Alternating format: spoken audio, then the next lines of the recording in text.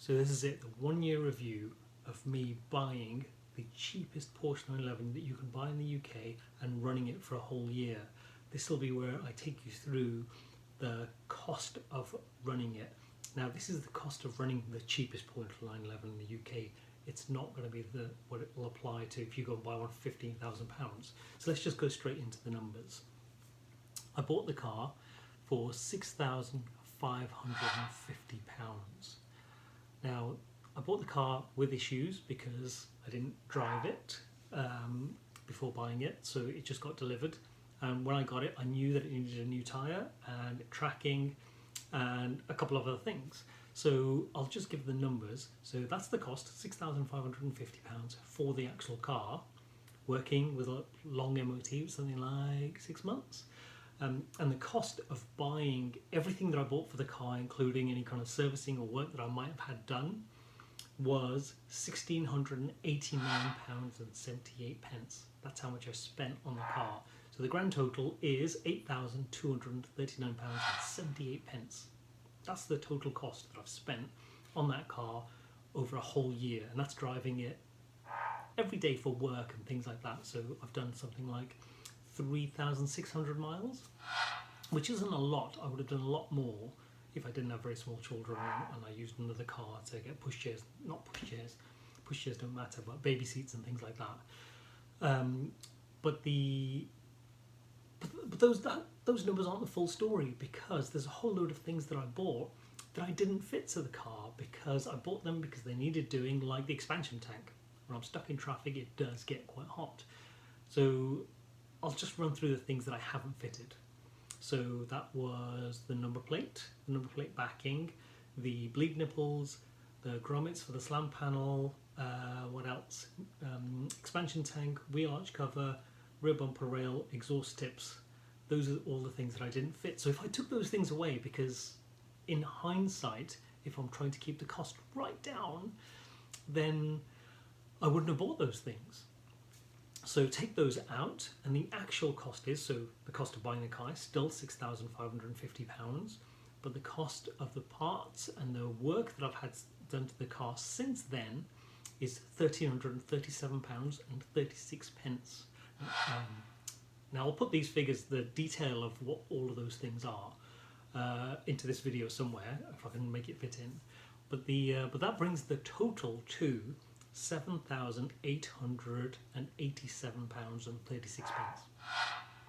That's the cost of driving that car for a year. Now that includes a coil pack. That was the only failure that I had where something went wrong. And it includes, a tyre and some tracking, a cubby holder, cubby hinge, that fix, that kind of thing, and also an oil change. So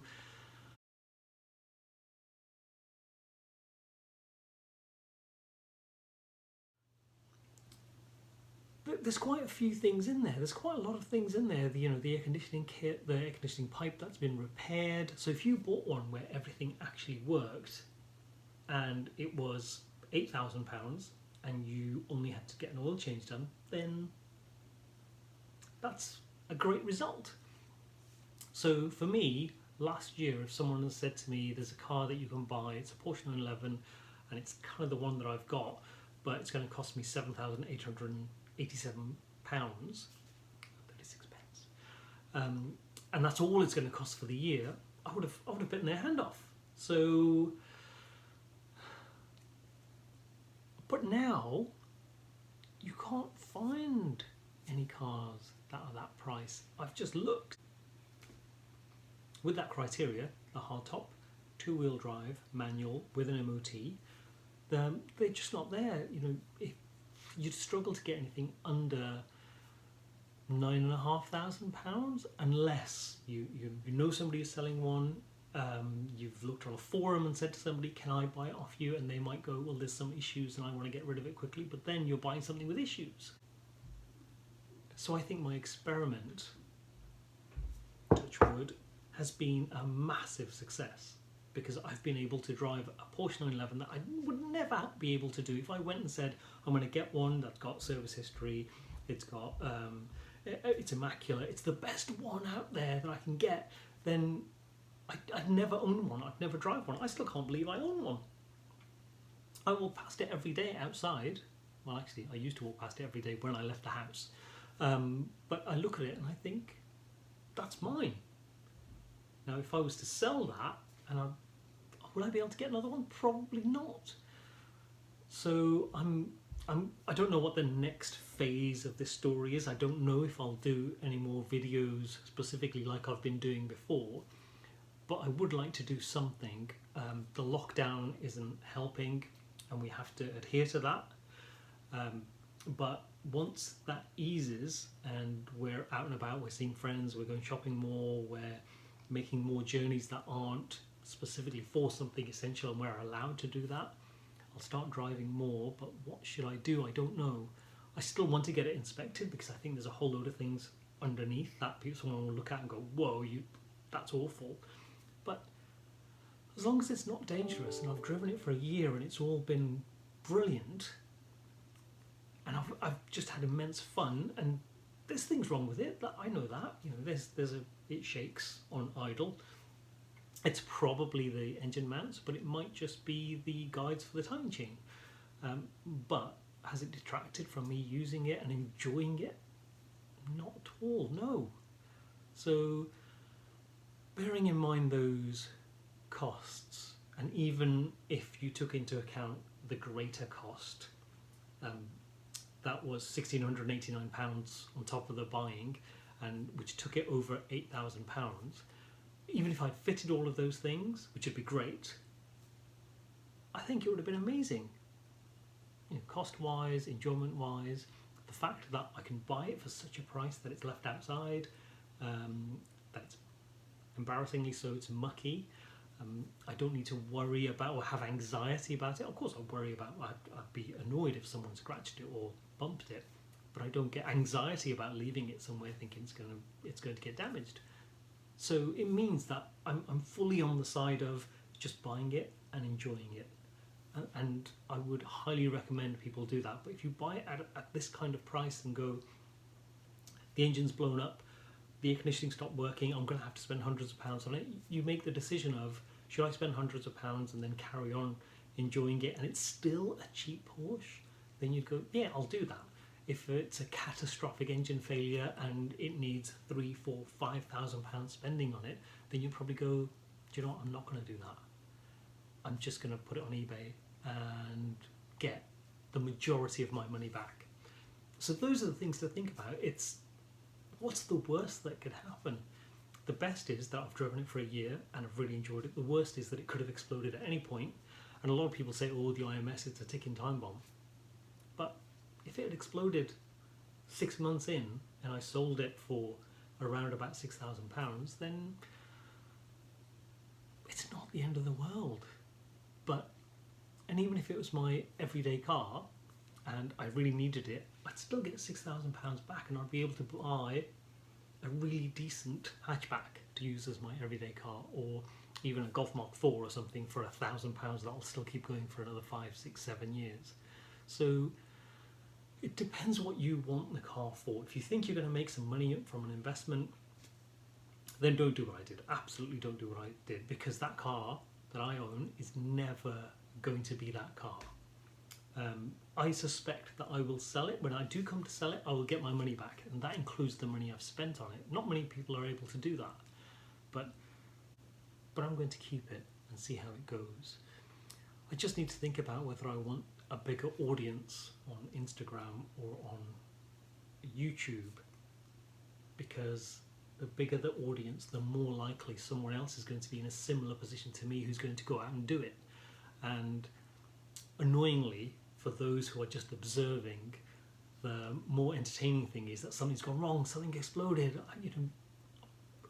That's the interesting thing. That's why people watch, these challenges on Top Gear and things like that. And I saw that some of the guys who have YouTube channels, they've done all these challenges. I don't have a production company. I don't have the money to be able to go and run it around a racetrack, which I don't really want to do because it will probably explode, but I can have a great time driving it every day. But if I got it inspected, is that going to give us a real insight into ownership? Probably not, but I think it's interesting, so I might do that. But I would like some feedback if anyone's got any ideas, or do I sell it and go and buy something completely different and do the same thing again? I don't know about that because I didn't know anything about Porsche 911s when I bought it. I've learned a lot. Do I want to throw that away? But then at the same time, I think what's allowed me to do it and not have that worry, the anxiety to overthink it, is the fact that I knew nothing about it.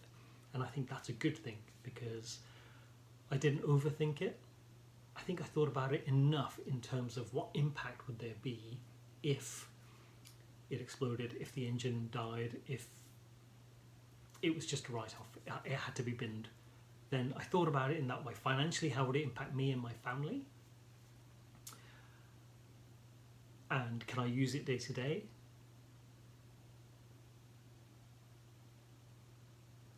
But I didn't overthink it in terms of what if there's a problem with the IMS, what if there's a problem with this, what if there's a problem with that, because those things, they haven't happened, but you talk yourself out of doing something big. So it's a case of, I thought about doing it and I just went and did it, so within a couple of days. And I think that's where you can go and do this thing that you wouldn't normally do. And the problem that you'll have is you'll know lots of people who will say, what are you doing? That's mad. Why have you bought that heap of crap? But do you know what? A lot of people say that to me still. Why have you bought that heap of crap? But I saw a photo of it when it first got delivered and I washed the moss off it and it looked fantastic while it was clean. So it does make me think I do need to clean it, but it's still a Porsche 911 and it's still a great looking car. And then there's all the Porsche snobs will say, but it's a 996, oh it's leggy, it's this, it's that. But when I'm driving it, I don't care. It's fun. I have a lot of fun driving it and I miss driving it while there's lockdown's on. So I try and go to, every time I have to go to the shop, I try and take it. And now that I've put the battery back in, I need to drive it once a week. So when I go to the shop, I take it. But I can't decide fully what the next step is because I would have to put a lot more effort and thought into what I'll do next. If I want a bigger audience, if I want more people to go and do it, if I want to have not a bigger audience as in I want lots of people watching the channel, but I want more, if I want a bigger number of people participating, I think that's what it is. There have been people who've reached out and said they've done it, and I think it's brilliant, especially the ones who've done it and it's worked out. There have been those who've done it and it hasn't really worked out, but they've still done it in a way that they've got the car repaired, paid the big bucks, and they've got a good Porsche 911 for a good price, but not a cheap 911 for a really, really good price. So this is just me rambling now, but I do have a love of crap old cars, so I'll always own something a bit different or something a bit weird. Owning a Porsche 911 isn't really something different, but owning the cheapest one in the UK of that type, I think it's worth doing. And the fact that the prices, everything before that, before the 996, the early 996 is massively overpriced. Everything after the 996 is massively overpriced, unless you're talking about bottom end 997. But I think just in terms of that V in price, it comes and it just goes rock bottom for a 996. It's worth considering if you want a Porsche 911, but you've got to treat it as a car to be used and not something to go in the garage, because in terms of price going up, unless you bought something with such low mileage, in which case you're talking high teens again, then it's got to be used. And you've got to think of it as, I just need to get my money back. I need to treat it in a way that it doesn't get scratched, it doesn't get it doesn't end up looking shabby. I need to maintain the oil changes and that kind of stuff, but that's it. And then just use it and use it and use it. Don't worry about the mileage.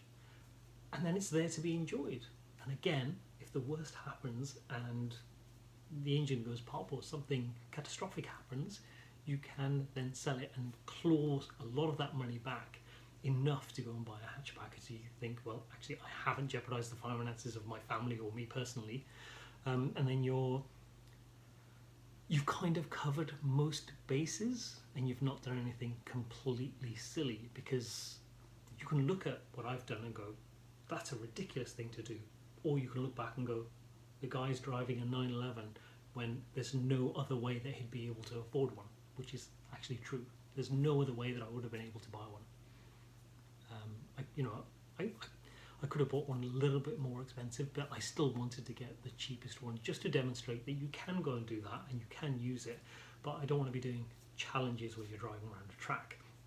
What I have done is been able to enjoy the full performance of the car while still obviously being safe and being legal, and not broken it. So it means that I'm enjoying it day to day. Not many people will buy that kind of car and go to a track because you're asking to break it. It's got 150,000 miles, so if you drive it flat out for lap after lap after lap around a track, at some point it's going to give out.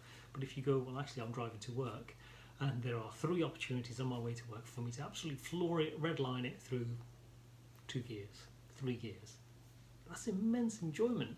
Or even if you're just in 3rd gear accelerating and you can just put your foot down, just that feeling, the noise, everything about it. So that's what I'd say. I mean, that's my conclusion anyway. So, yeah. Anyway, any opinions, constructive of course, are always welcome. But that's it. That's been my year of owning the cheapest Porsche 911 in the UK. If anyone has bought one for less, then let me know. It'd be great to see what kind of thing. It'd be great to see what you've bought. That's it. That's me signing off. So the next video, I'm not sure what that will be. It might just be an update on what I've done with the air conditioning, which is just more of an informational thing. But in terms of strategically which direction I'm going in, I don't really know, because it's not like there's a huge following on Instagram or YouTube, so I don't think I'll be missed. But just for me and for anyone considering doing this kind of thing, it might be mildly interesting. Anyway, thank you.